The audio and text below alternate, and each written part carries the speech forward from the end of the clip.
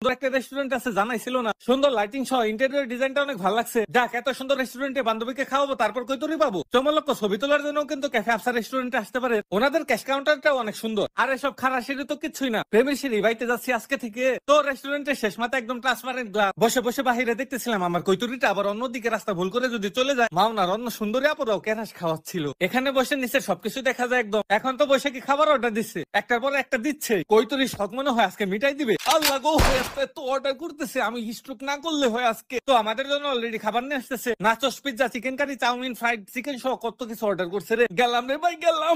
গেলাম আমি কৈতরি পাবো বলে গেলাম না। পিৎজাটা যেভাবে নেন ঠিক সেভাবে বান্ধবী ছুরি মারলো আজকে। তবে পিৎজাটা অনেক বেশি জোর ছিল ক্যাফে আফসারে। আরে এই যে ক্যাফে আফসারে কাবাব আইটেম চলে আসছে। হারিয়ালি কাবাব, বেব কাবাব সহ কাশ্মীরি নান। বান্ধবী তো একের পর এক খাচ্ছিল আর লাইক দিচ্ছিল। আমিও পিছিয়ে পড়বো কেন, যতটুকু খেয়ে টাকা নিজের পেটে দিতে পারি। সত্যি বলতে তাদের কাবাব আইটেমের সুনাম শুনে আসছে। কাবাব আইটেম গুলো একটু বেশি